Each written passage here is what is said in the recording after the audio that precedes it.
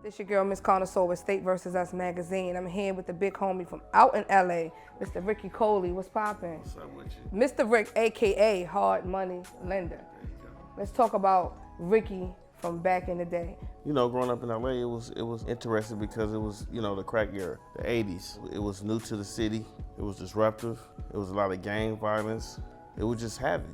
You know, I didn't bang, but my culture was Crip because that's where my family lived, and that's what I identified with. So my mom only dated drug dealers and gang bangers and gangsters. So that's what I seen growing up. I thought that was cool. I got in the game when I was 17, 18 years old. So I was just trying to find a way to survive.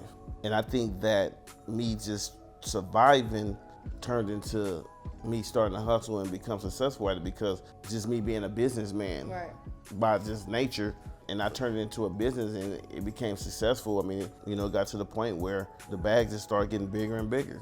What were your charges? I had conspiracy to money launder over 25 million and conspiracy with intent to distribute over 2,000 kilos of marijuana. I didn't even realize how big I was. You know, you start to lose touch with reality. Went to the bail hearing. The prosecutor told my lawyer, she said, look, if Mr. Coley make bail, then he going straight to trial. Ain't no plea agreements, ain't nothing. He going straight to trial. When I got there, I didn't know what guidelines was. And I think a lot of it is just being uneducated about the law. So I think there was like 10 to life. The 10 I wasn't tripping over, it was the life part. Like, they can go, that's when I was like. How you go from 10 years to life? That's a stretch. That's a stretch, but that was my mandatory minimum. So the old head in there, he was like, look, man, don't go to trial with these people. They got you, dead bang. Whatever deal they jump on it. Right. I'm like, man, I'm finna get a lawyer. I hired these lawyers and all this shit. All they did was took my money. I signed a deal for 10 years. Okay. When I went, I just sat down and I said, you know what, this is gonna be my time to get to know myself. I can change this perspective. I can, you know, I'm gonna read.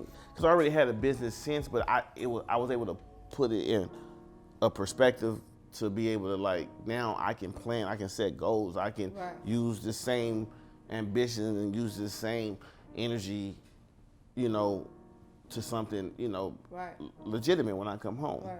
It was time for me to go to prisons, and I went to Victorville. I went to the medium high. When I got to prison, it was more freedom, but it was more aggressive, it was more active. Ironically, I used to call him, he was my stepfather. It was my mom, one of her ex-dudes, Grego. He had a brother named Poke. They both was locked up. Grego had got 35, and Poke had got like 22. Poke ended up dying in jail from cancer, and Grego, he was over there at Victorville. So when I touched down, it was crazy because he was somebody that I looked up to growing up and said, this is what I want to be like. Yeah. Were you what they quote unquote call a model inmate, or did you just go in and do you? Well, I went in there and did me, man. I got there, I met some good people. I met Harrio, and that became my mentor in there. That's when I really became a man and grew up because he enlightened me. He changed my perspective. He gave me books that really became my Bibles. Prison reveals a lot. How much love did I really have? Was I living in the fake?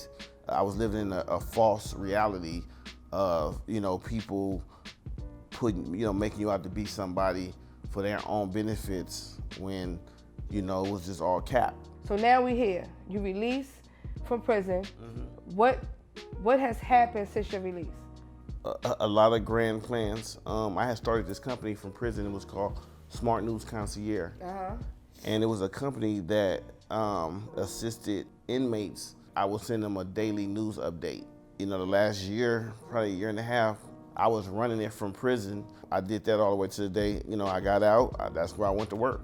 I want to be an example for the people to show them that, hey, just come with a plan. That same hustle, that same drive and ambition. If you got that, you got that. Right. And that's something that they can't take from you. Right. So you can reinvent yourself. You know, I'm into, like, you know, colognes and oils and candles. I love the Joe Malone collection. And so I was like, you know what? I'm gonna come up with my own scent. I can do this. So what I did, I came up with a novelty box, which is the Rich Sex box. Rich Sex & Co. 2019, 2020 is gonna be 19 is opening up the door, letting people, you know, we here, and 20 is just gonna be 20 and beyond. 20 and 'Cause we beyond. living. We living. Now we know we in solidarity. We standing strong to help our men and women, which is our brothers and sisters, get through this struggle and bring them home. What steps are you taking? I think the step that I've been really thinking hard about it is hiring nothing but felons. You know, it's the opportunity. It's no opportunities for a lot of these people. That's why they go back to the streets. That's why they go back to prison. When they get out, I put them in a training program. I love it. And they come work for Rich Sex. Let everybody know how they can find you and Rick Sex. For right now, you can find me at RICHSEXCO. That's the Instagram. And Smart Money Rick. One final thought. Give a word, a good word, to our brothers and sisters behind that G-Wall. I mean, drink plenty of water, walk the track slow, and have a plan. I appreciate you. Miss Carla Soul, State vs. Us Magazine, Mr. Rick Coley, a.k.a. Mr. Rick, a.k.a. HML. I appreciate you. Yeah, I appreciate you. Thank you. Make sure y'all get y'all copy of State vs. Us Magazine at statevsurmag.com. Follow us on social media at State vs. US on IG and State vs. US Magazine on Facebook. Thank you.